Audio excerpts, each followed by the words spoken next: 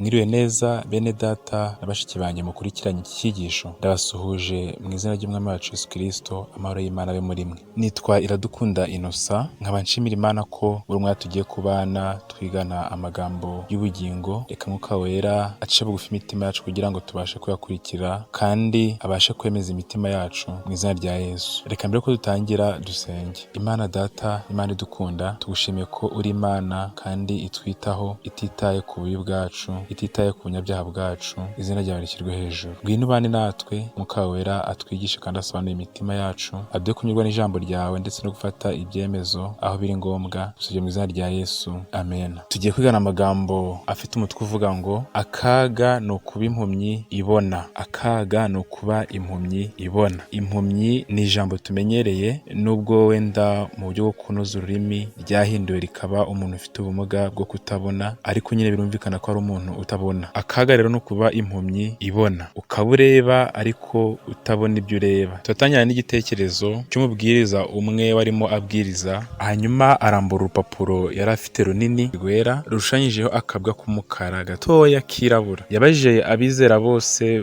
bari mu iryo teraniro, abaza icyo babona. Ikibaje ni uko bose hamwe basubirije rimwe, cyangwa se buri wese yasubije ko nta kindi abona uretse akabwa gatoya k'umukara kari ku rugo rupapuro. Wa mwigisha w'umuhanga niwe wabahishuriye ikintu cya kabiri cyari ku rugo rupapuro, ariko anabagaya kandi nabo baza kwigaya. Yababwiye ko uretse kakabwa k'umukara kirabura cyane, hari n'ibara ryera ryari ryuzuye ku rugo rupapuro rizengurutse ako kabwa gato k'umukara, nyamara bakaba batari bigeze babibona. Mbega akaga! Akaga ni ukuba impumyi ibona. Mu by'ukuri barabonaga kuko babashe kubona akabwa k'umukara, cyane ko ari nako kari gato kandi nyine nko mubyumva kari mu ibara ryirabura, ariko birabaje kuba atabashe kubona ibara ry'umweru rinini cyangwa se ryari ryinshi rizengurutse ako kabwa. Igitekerezo tukizanye mu buzima busanzwe, tubasha kubona ibisa nk'ibyo ngibyo. Ushobora kugera ahantu ukabona ibijyanye n'amarangamutima ufite, cyangwa se ibijyanye n'ibyo urimo kwibwira, nyamara ibindi ntubibone, kandi ugasanga ibyo bintu utabonye ari byo by'agaciro kurusha ibyo amarangamutima yawe akubashishije kubona. Ibi ngibi biratujyana ku kureba uko twabaye, cyangwa se uko turi nyine gutuma tubasha kubaho uko nguko, tukabona bimwe ibindi tubibone. Ubu abakristo benshi muri iki gihe bahindutse ba nta kigenda na nta kisunika. Iyi niyo ndamukanyo yeze, wibaza umuntu atamakuru ati nta kigenda nta kijya mbere. Izina amaganya turanze turarimenyereye, nyamara ntituba tuzi ko turi gushinja umuremyi wacu ko ntacyo amariye abo yaremye akanabacungura. Imibereho nk'iyo ishimisha cyane Satani, maze akarushaho, kuko tuba dutera muri gihe ubwo yaregaga Imana n'ingoma yayo ko itagira urukundo, itwaza igitugu, ngo ndetse n'amategeko yayo akaba akaze cyane atanashoboka. Nyamuneka genzura indorerwamo wambaye izarizo. Aya ni amagambo ari mu gitabo cyitwa Imbaraga mu gushima, paji 11 na 12. Tuba tugera mu kirenge cya Satani iyo tuganya, iyo tuvuga ko nta kigenda, kuko iyo mvugo ibihuye neza neza niye ubwo yaregaga Imana n'ingoma yayo ko ari inyagitugu, itita ku bantu yaremye, kandi ko n'amategeko yayo adashoboka. Mbese wambaye izihe ndorerwamo? Ni izihe ndorerwamo ureberamo? Ese amaso yawe areba neza ku buryo ushobora kwitegereza ukabona imigisha myinshi yuzuye mu rugo rwawe, ndetse isigaye irungurukira no mu madirisha yabuze aho ikwirwa? Ibi se turabyumva kimwe? Banza tutarabyemera kuko nyine tutayibona iyo migisha, ariko nanone ibasha kuba ihari, ikibazo kikaba twe duhumye. Uko byagenda kose ujya wibaza impamvu tugerwaho n'iminsi mibi, tugasakirana n'ibyago bidukomereye. Si byose ushobora kuba utabyibaza buri munsi, ariko ntubuze igihe wawe n'ikibazo ukibaza impamvu kikugezeho, ukibaza impamvu ari wowe, ukibaza impamvu ibisa n'ibyo bikubayeho. Isi yuzuwe n'ishyano, ibyago n'amakuba. Ku rundi ruhande, umuntu yarangiritse bikomeye ku buryo atabasha kubona gutabara kw'Imana gufite imbaraga ziruta cyane iz'ibyago byose isi yaduteza. Ibyo biterwa no kwangirika, kubera ko Uwiteka we ari kumwe n'abantu be, kandi ni isezerano rye rimwe ijambo rye ko ari kumwe natwe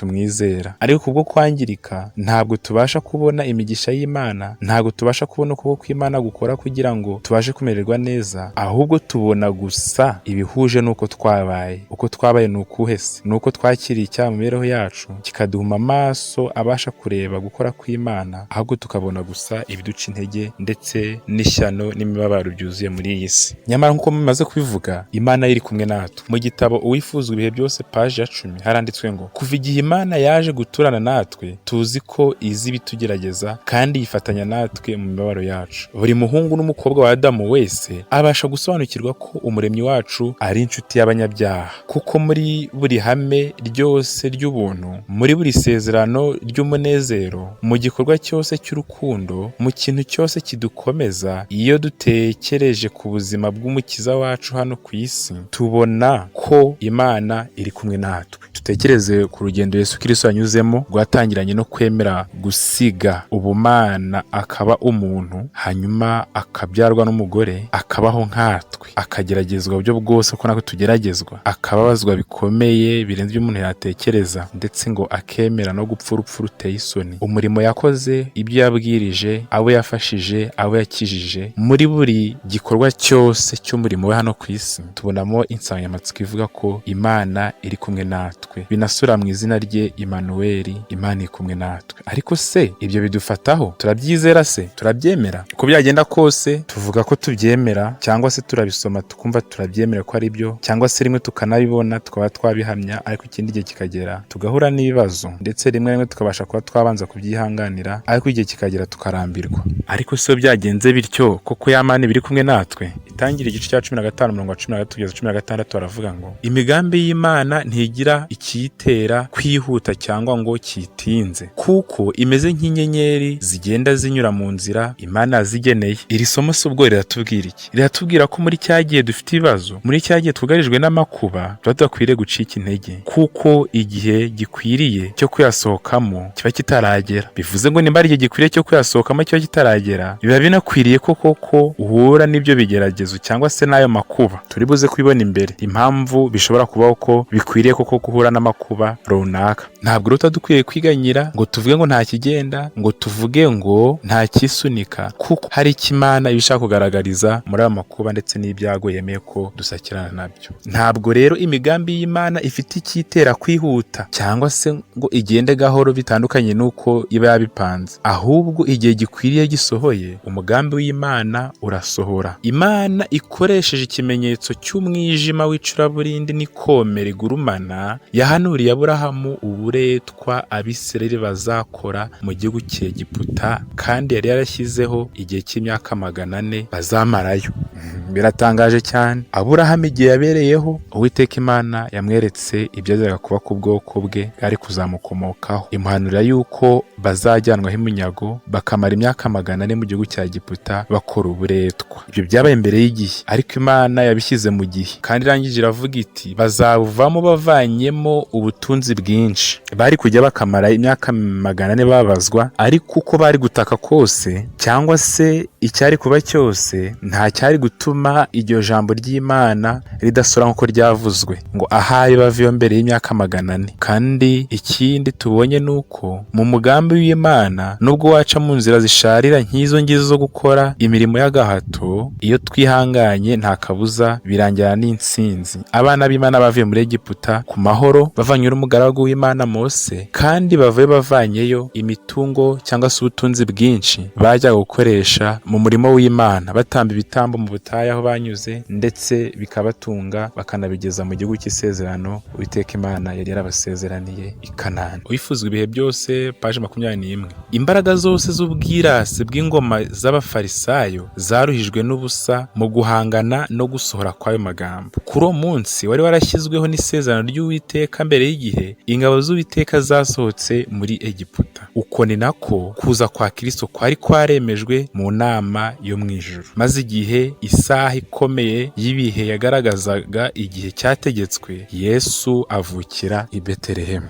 Nta mbaraga na zimwe zajyaga guhangana n'umugambi w'Imana ngo bihungabanye ko wasohora kuba Abisirayeli baragomba kuva muri Egiputa igihe kigeze, kandi bakavanayo n'ubutunzi bwinshi. Kandi nanone nk'uko Yesu Kristo yari yasezeranywe guhereye ku gucumura kwa Adamu, igihe gikwiriye gisohoye yavukiye i Betelehemu, kandi aza misiyo ye iri mu izina rye Imanuweli, ivuga ko Imana iri kumwe natwe. Araza ayisohoreza mu bikorwa bye byose bya buri munsi, ndetse no mu murimo we yakoze ari hano ku isi. None se n'Imana iri kumwe natwe, ibyago bitugeraho bituruka he kandi bizanwa nande? Kuki se ubundi bibaho? Hari impamvu enye zituma Imana yemera ko tugerwaho n'ibyago n'amakuba. Impamvu enye zituma Imana ibona ko bikwiriye ko njyewe cyangwa se wo ukurikiye iki cyigisho uhura n'ibyago runaka ndetse n'amakuba. Iya mbere, hari ibyago bitugeraho bifite umugambi wo kutwigisha wowe uhuye n'ibyo byago hari icyo Imana ishaka ko wiga, ndetse ntibirangire aho n'abakuzengurutse bakaba bagira icyo bakwigiraho. Kabiri, hari ibitugeraho bifite umugambi wo kuduhwitura. Umunyafu, abo nkunda ndabacyaha nkabahana ibihano. Ntabwo umunyafu cyangwa se igihano ari ikintu kibi, ni ukuducyaha kugira ngo twihane dusubire mu murongo. Gatatu, hari ibitugeraho bifite umugambi wo kutugira icyitegererezo cy'abandi. Wowe rwose ukaba nta kibazo ufite, ariko Imana ikaguhitamo kugira ngo ube imfashanyigisho ku bakuzengurutse. Kane, hari ibitugeraho kubwo kwitangira abandi,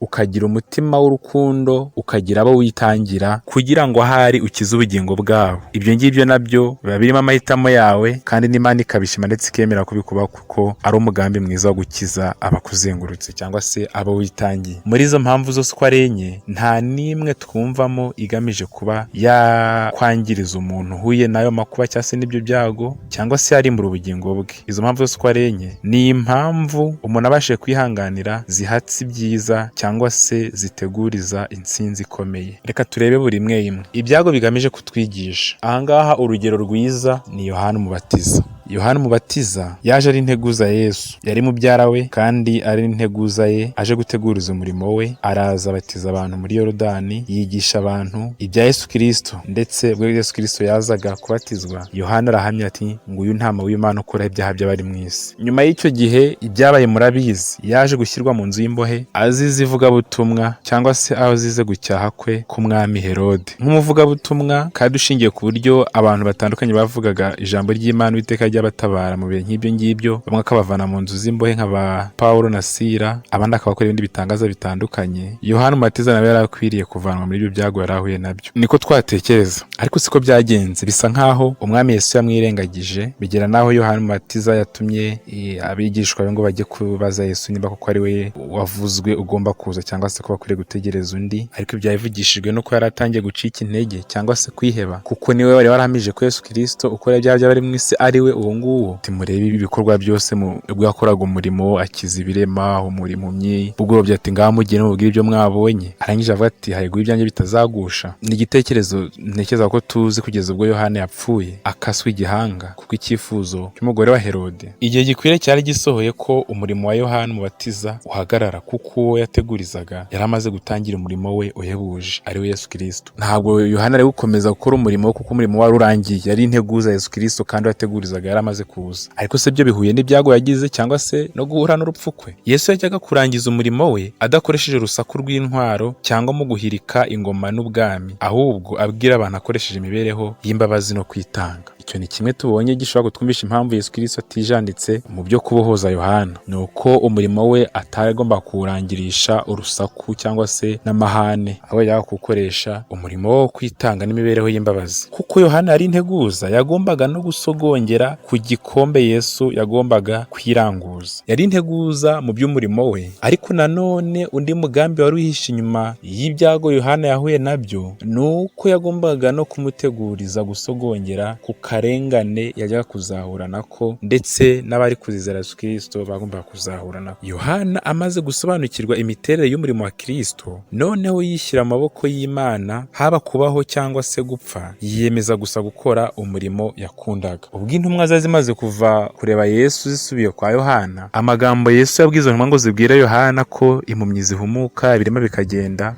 yatumye Yohana Umwuka Wera amusanga, amusobanura neza umurimo wa Yesu Kristo ndetse n'ibyaba biri kumubaho, maze arasobanukirwa. Bityo yishyira mu biganza by'Uwiteka, yitegura kwakira ibivuye mu bushake bw'Imana, haba gupfa cyangwa se kubaho. Igihe bizaba ngombwa ko abigishwa ba Kristo bazaba barizwa mu magereza bonyine, cyangwa bakicwa n'inkota, bakanamanikwa ku biti, cyangwa bagatwikwa bisa naho baretswe n'Imana n'abantu, ni ikihe gihumuriza batazakura mu gitekerezo cya Yohana Umubatiza wabaye intangarugero atyo? Guhumurizwa gukomeye bazagukura muri Yohana Umubatiza wasogongeye ku gikombe cy'umujinya cyangwa se ku gikombe cy'akarengane ateguriza Yesu Kristo, ndetse n'abazamwizera bose bazarenganywa ku bwa Yesu Kristo. Imana ntabwo iyobora abana bayo binyuranije n'uko bari gusaba kuyoborwa, iyo bashobora kureba iherezo bariboneye mu ntangiriro, maze bagashobora gusobanukirwa n'ubwiza bw'imigambi baharanira nk'abakozi b'Imana. Ikibazo cy'ubuhumyi kiragarutse. Iyo wabamukaga amaso ukarebera iherezo mu ntangiriro, ubu ngubu ngubu ukareba ibiri imbere, ukareba ibigiye kuba muri iyi si, ukareba ibizakubaho ejo n'ejo bundi, nta kundi wakwifuza ko Imana ikuyobora kurenza uko ikuyobora, kuko wabona ko bihuye rwose. Impamvu rero tugera tukibaza impamvu duhura n'ibintu duhura nabyo, ni uko hari ibihishwe amaso yacu, ndetse n'ibyo tubasha gusobanukirwa ni uko tutabisobanukirwa bitewe no kwizera guke kwacu cyangwa se kutizera. Turi gusoma mu bifuzo ibihe byose paje 200, tugeze ku paje 201. Yaba Enoki wimuriwe mu ijuru cyangwa Eliya wajyanywe mu igare ry'umuriro, nta n'umwe wabaye mukuru cyangwa se ngo yubahwe kurusha Yohana Umubatiza wapfiriye muri gereza. Kuko mutahawe kwizera Kristo gusa, ahubwo mwahawe no kubabazwa kubwe. Mu mpano zose ijuru ryahaye abantu, impano yo gusabana na Kristo mu mibabaro ye ni ubutunzi bw'igiciro cyinshi n'icyubahiro giheranije. Ngiyi impano Yohana yahawe, impano yo gusangira na Yesu Kristo amakuba n'ibyago yajyaga guhura nabyo. Impano yahawe igeretse ku kuba yaraje kumuteguriza, akamuteguriza umurimo, akamuteguriza n'amakuba yajyaga guhura nayo. Ibyo byamugize umukuru kuruta n'abimuriwe mu ijuru. Nyamara impamvu bivugwa ko umutumwa wo mu ijuru amuruta, ni uko nyine umurimo wa Kristo yaje gukorera no mu isi Yohana yapfuye atawurebyeho, ntiyabashe kubona n'amaso ye uko Yesu yakizaga ibirema, ntiyabashe kubona n'amaso ye uko Yesu yahumuraga impumyi, ntiyabashe kubona n'amaso ye uko Yesu yazuraga abapfuye, kandi ntiyabashe kubona n'amaso ye uko Yesu Kristo yapfuye akazuka. Nubwo yamutegurije ntiyigeze abasha kubona uko yakoze umurimo we, icyo yabonye gusa ni uko yategurije yageze mu isi, akamwakira, akamutangariza abantu, kandi akamubatiza mu mazi menshi. Ibyago bya kabiri twabonye ni ibigamije kuduhwitura cyangwa se umunyafu. Urugero rwiza ni umwami Dawidi, nk'uko tubisanga mu gitabo cya kabiri cya Samweli igice cya 12:7-15. Dawidi yari umwami ukomeye w'igihangange, ariko yakoze icyaha gikomeye, asambanya umugore Batisheba kandi yicisha umugabo we Uriya. Ibyago nawe yahuye nabyo byo kugira ngo bimuhanire icyaha yakoze, ni uko umwana wavutse mu rugo busambanyi yagombaga gupfa. Amahano yakozwe n'umuhungu wa Dawidi Amunoni ubwo yafataga ku ngufu mushiki we Tamari. Abusalomo akica murumuna we, ndetse akirukana se Dawidi ku ngoma, agahunga buyerezwa n'uwo yibyariye. Ibyo byose ni ibyago byaje nk'ingaruka cyangwa se nk'umunyafu w'igicumuro cya Dawidi. Icyo dushimira Imana ni uko nk'uko dusabwa natwe kubyitwaramo, Dawidi ibyago bye cyangwa se ayo makuba yahuye nayo ntiyamwigije kure y'Imana, ahubwo kubwo guca bugufi byamuhaniye gukiranuka, aremera aca bugufi, yicuza igicumuro cye. Ngo umutima wa Dawidi washenguwe n'ayo magambo amucyaha yabwiwe n'umuhanuzi Natani, nk'uko tubisoma. Icyaha cye cyagaragaye cyose uko cyakabaye, maze Dawidi aterura amagambo yo kwicuza, aravuga ati nacumuye ku Uwiteka. Ibijyanye no kwicuza kwe tubisoma muri Zaburi ya 51. Uzayisome uburyo yicuje icyaha cye afite umutima umenetse, kandi Uwiteka Imana Nyirimbabazi ikamubabarira nubwo bitamukuyeho kugerwaho n'ibyago bijyanye n'icyaha yari yakoze. Ibyago bigamije kutugira icyitegererezo cy'abandi. Urugero rwiza ni Yobu. Yobu yari umugabo w'umutunzi kandi w'umukiranutsi. Imana imutanga buhamya, Satani amusaba ko yamugerageza, Imana irabyemera. Imana impamvu yabyemeye ni uko yari yizeye ko Yobu atari bubashe kuva mu byizerwa bitewe n'ibigeragezo byose Satani ari buze kumuteza. Ibi ngibi bihamanya n'ijambo ry'Imana ko itazakundira kugeragezwa ibirenze ibyo tubasha kwihanganira, kandi ko hamwe n'ibitugerageza Imana iducira akanzu, ndetse kubizera byose bigafatanyiriza no kutuzanira ibyiza. Ibihe nk'ibya Yobu aba ari ibihe akaga kibasira urugingo kugeza ubwo bisa naho gupfa biruta kubaho. Icyo gihe niho abantu benshi bareka kwiringira Imana, maze bakabatwa no gushidikanya, bagafatwa mu ngoyi yo kutizera. Iyaba muri ibyo bihe twabashaga kurebesha amaso y'umwuka, maze tukamenya ubusobanuro bw'ubutumwa bw'Imana, twabona abamarayika baharanira kudukiza, kwirwanirira, bakora uko bashoboye kose kugira ngo bashinge ibirenge byacu ku rufatiro rushikamye. Iyaba muri ibyo bihe twabashaga kurebesha amaso y'umwuka. Ikibazo cy'ubumenyi kiragarutse, kuko kurebesha amaso y'umubiri tubona ibyago gusa duhura nabyo, ariko iyaba twarebeshaga amaso y'umwuka twabasha kubona intambara nyinshi ijuru rirwana kugira ngo riturinde kwirwanira, ndetse ridurinde kuvana amaso yacu ku Uwiteka ngo tubashe kuva mu byizere. Ibyago bya kane ni ibyago bijyana no kwitangira abandi. Urugero rwiza ni Yesu Kristo, abambwa ku musaraba akicwa urupfu rubi kandi ruteye ubwoba, ni we ubwe wabihisemo mu rwego rwo kwitangira inyokomuntu. Bityo umukiranutsi ahanirwa ibyo atakoze ngo yishyure umwenda w'icyaha. Imibabaro yahuye nayo yari iri mu rwego rwo kutwitangira. Natwe tubasha kugerwaho n'ibyago tugera ikirenge mu cya Kristo, kuko adusaba kwitanga ngo turokore bene data bataramenya ukuri. Abazize akarengane bazize kwitangira k'ukuri kwatsinda ikinyoma, maze abenshi bakamurikirwa nako. Ntekereza ko buri wese abashije gusubiza amaso inyuma akareba ibyago afite, akareba ibihe bikomeye arimo, abasha kubona aho yakwikarasa muri ibi bika bine tumaze kubona bigaragaza impamvu y'ibyago duhura nabyo, kandi aho yakwisanga hose yabonamo impamvu nziza yatuma adakwiriye gucibwa intege kandi adakwiriye kwiganyira, ahubwo akwiriye kwihangana kugira ngo umugambi w'Imana, ugushaka kw'Imana gusohore mu mibereho ye. Reka turebe urundi rugero rubasha kudukomeza mu bihe nk'ibi ngibi, cyangwa se mu bihe waba urimo bitakoroheye. Tujye mu muryango wa Lazaro ndetse n'abashiki be Mariya na Marita. Igihe cyarageze Lazaro ararwara, maze bashiki be baterwa ubwoba n'uburwayi bwe, ariko ko bari inshuti za hafi z'umukiza Yesu Kristo kandi bamwizeho ububasha bwo gukiza musaza wabo, bamutumaho ko uwo akunda arwaye, bavugaga Lazaro. Kristo aho gutabara cyangwa se ngo ajye gusura mugenzi we, inshuti ye, anayikize nk'uko babyifuzaga, yabasubije ababwira ati iyo ndwara si yo kumwica. Intumwa bari batumye igarukana icyo gisubizo. Ntekereza ko bashiki be bishimye, ndavuga Mariya na Marita, bishimye kumva ko iyo ndwara atari yo kumwica, ndetse bagasubizwamo ibyiringiro. Nyamara Lazaro yageze aho arapfa, nuko Mariya na Marita bagira umubabaro mwinshi, ariko kubw'uko nanone bizeraga Kristo, nubwo asa n'uwari batengushye cyangwa se ababwiye ibitari byo uko byagaragaraga, bakomeje kumva imbaraga ihumuriza y'ubuntu ya Kristo, maze ntibagira ijambo ribi bavuga ku mukiza. Magambo mu bifuzwe byose, paje 495.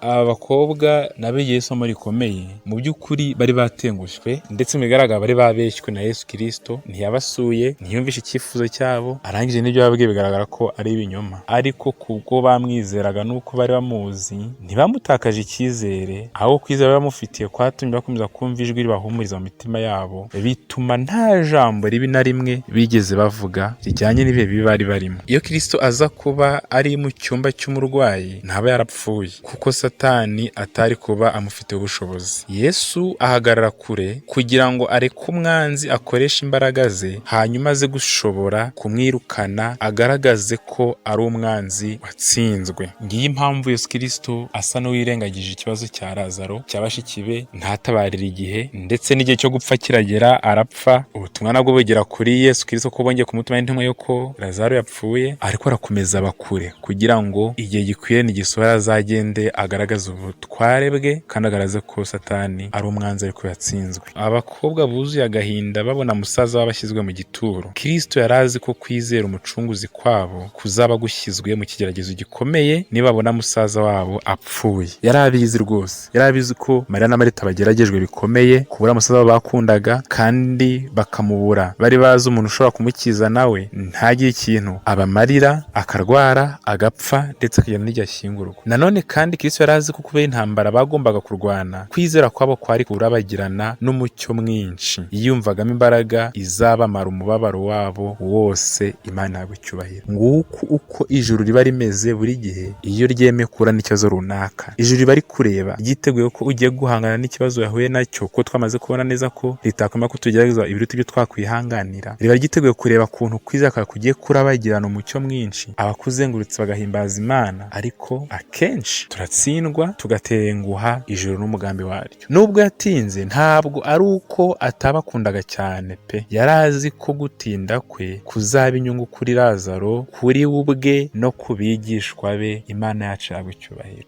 Mu gukererwa kugera kwa Lazaro, yari afite umugambi w'impuhwe abataramwakiriye. Ibi ngibi byari gutuma abantu benshi bari batarakira Kristo babona ugukomera kw'imbaraga mvajuru, babona ko Kristo koko yavuye ku Mana, bityo imitima yabo ikaba yakwemera kwakira Kristo nk'umwami wabo n'umukiza. Rero mu gutinda kugera kwa Lazaro, ijuru ryari rifite umugambi w'uko ibyo ngibyo byari kuba inzira ituma batarakira Kristo babasha kumwakira. Mbega urukundo rukomeye rushobora kuba rwihishe mu bibazo duhura nabyo.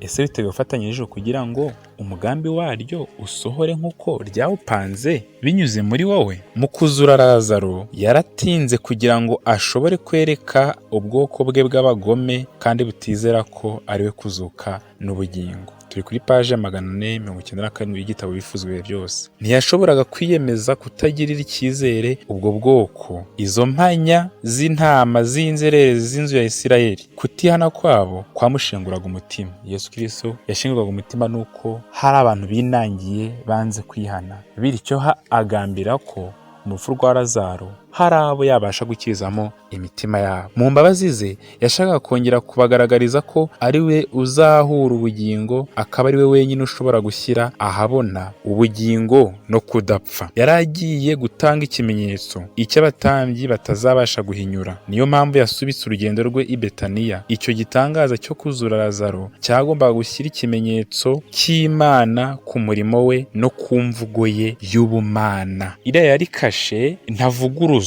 cyangwa se noneho undi wese atabasha gushidikanyaho ko Yesu Kristo ari Imana cyangwa se afite ubasha mvajuru koko, bigatuma abantu bamwizera. Ndetse n'abajya kurushaho kwinangira bahari kwinangira ari ukwinangira koko, ariko bari kuba bafite igihanya ntakuka cy'ububasha bwa Kristo. Reka tugaruke kuri Yesu. Icyo gihe mu gihe cya Lazaro bagiye kugenda avuga ko none bagiye kujya kwa Lazaro, mwibuke ko abigishwe bamubwiye ko aho bagiye kujya ashobora guhura n'ibibazo bikomeye no kugirirwa nabi. Nyuma y'iminsi 2 yo gutegereza, Yesu abwira abigishwa be ati dusubire i Yudaya. Abigishwa ntibumvaga impamvu Yesu ashaka gusubira i Yudaya nyuma y'iminsi 2 bategereje. Bari bafitiye Kristo impungenge, ndetse nabo ubwabo nta kindi babonaga mu nzira Yesu agiye kunyura uretse akaga. Baramubwira bati mwigisha, vuba aha Abayuda bashatse kugutererayo amabuye, none usubiyeyo? Yesu arabasubiza ati umunsi ntufite amasaha 12, ndakurikira inzira ya Data, ubuzima bwanjye buri mu mutekano igihe cyose nkora ubushake bwe. Amasaha 12 y'umunsi wanjye ntararangira, ndegera iherezo ry'umunsi wanjye, ariko ntacyo ntinya igihe cyose umunsi ukiriho. Ibyo avuga nta bindi bitari uko igihe gikwiriye cyo kubambwa kwe kitari cyakageze, kandi ko bityo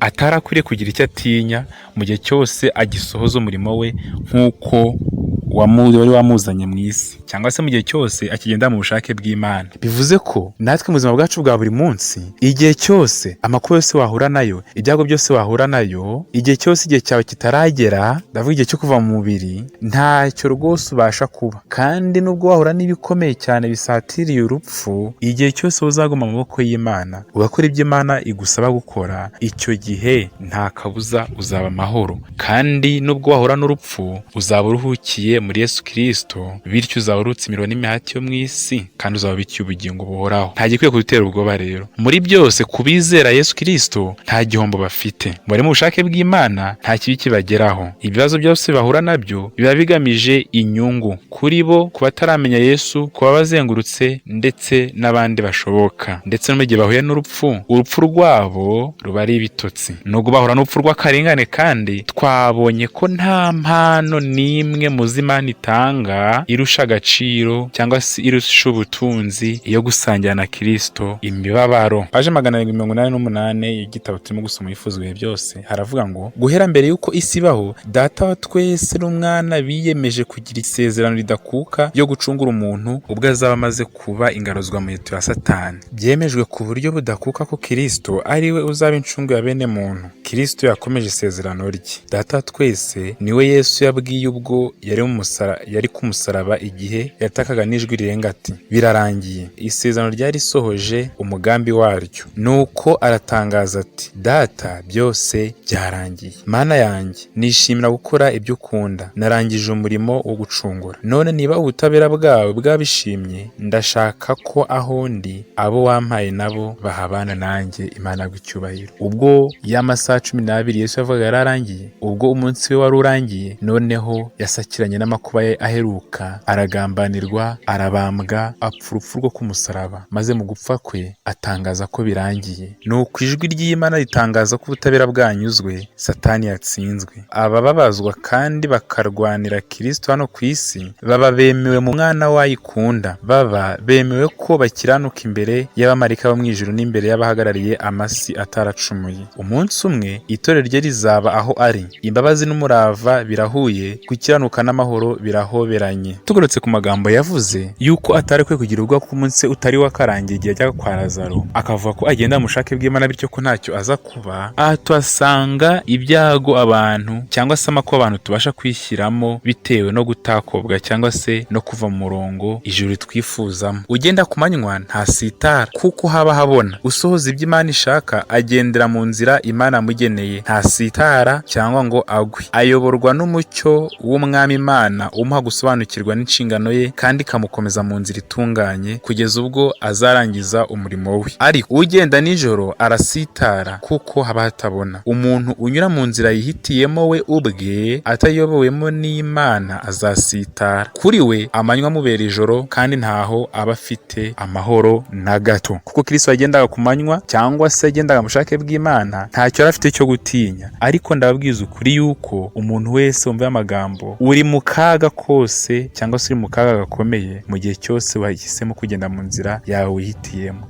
igihe cyose wahusanyije n'ijambo ry'Imana uri mu kaga. Reka tugane ku mwanzuro dutekereza kuri Tomasi, paje 61 wifuzwe byose. Abantu benshi mu biha gushidikanya bashaka inzitwazo bavuga ko bakwizera babonye ibitangaza n'ibimenyetso nk'ibyahawe Tomasi na bagenzi be. Ntabwo babona neza ko badafite ibimenyetso nk'ibyo gusa, ahubwo ko bafite n'ibibiruta. Iyo twishyizemo ko dushaka ibimenyetso kugira ngo tubashe kwizera, iyo dushaka impamvu zidafatika zituma dushidikanya Imana, nta kabuza kuko turayishidikanya kandi bituma tutabasha kubona, ahubwo impamvu zagatumye twizera nyinshi ziruta n'ibyo Tomasi na bagenzi be babonye, ahubwo bikaduhuma amaso bikarangira tubonye ibituma koko tuganya gusa. Ese urahitamo kuba impumyi cyangwa urahitamo kugira ngo Imana ibashe kuguhumura ubashe kugira kwizera kubona? Umubare munini w'abameze nka Tomasi bategereje ko impamvu ibatera gushidikanya ikurwaho, ntibazigera babona ibyifuzo byabo bisubijwe. Buhoro buhoro bazibona babariwe mu binangiye. Abimenyereza kureba uruhande rubi kandi rwijimye rw'ibintu, bijujuta ndetse bivovota, ntabwo bazi ibyo bakora, babiba gushidikanya maze bakaba ari kubasarura. Mu gihe ukwizera no kwiringira bizaba bikenewe, benshi bazanirwa kwizera ndetse no kwiringira. Mbega ibyago bikomeye! Kandi kizabibatera gusa nta kindi, si uko ijuru ritabaye impamvu zo kwizera, ahubwo ni uko ubwabo ari umugabane bahisemo wo kwibanda ku ruhande rwijimye, aho kugira ngo babone rya bara ryinshi ry'umweru, ahubwo bahanze amaso ku kabwa gatoya kijimye. Kuko ikigeragezo ari ikizamini, iyo utsinze ikizamini urimuka, ntabwo uguma mu ishuri wigagamo, uba winjiye mu ntera yo hejuru iruta aho wari usanzwe utarageragezwa. Dawidi ati, ntarababazwa narayobaga, ariko none nitondera ijambo ryawe. Ibigeragezo uri guhura nabyo ubu biri gutegura icyubahiro uzagira mu minsi iri imbere. Niba ubu uri hagati mu bigeragezo bimeze nk'itanura ritwika, wowe igicyara ubyinishe n'intebe, kuko ugiye gukoresha ibirori byo mu rwego ruhanitse. Igiti cy'imiruho kigiye kwera imbuto z'umugisha. Tegura fete kandi abantu batangiye gutegura za kado zanditsweho ngo congratulation. Ibyago urimo, amakuba urimo, arategura intsinzi, arategura gukira kw'imitima kwa benshi. Arimo aragutegura kugira ngo uce bugufi, arimo arategura inzira ubwami bw'Imana bwasura ku bantu benshi bagukikije. Ese witeguye kugira ngo umugambi gusohorezwemo? Aho kuganya, ishime, ushime Imana, witegure kuzishimana ubwami bwo mu ijuru. Ndakwifuza kugira ngo uyu munsi utsinde Satani, guma amaso kugira ngo ubone ibikugerageza n'impamvu ukwiriye kwiheba gusa, ahubwo ugire amaso yo kwizera, urebe umugambi w'Imana igufiteho, urebe urukundo rw'Imana mu bibazo byose uhura nabyo, maze ufatanye n'abera bose guhimbaza Imana. Ibyo byo nkwifurije nayo nifuza mu izina rya Yesu, amen.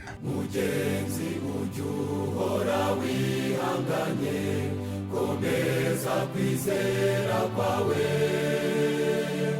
amarira yawe ahanagurwe, maze uzahabwe n'ikamba. Ihangane mwene data, ni koko isezerano rye ni impamo, uzibanirayo n'abakijijwe, na Yesu umukiza wacu.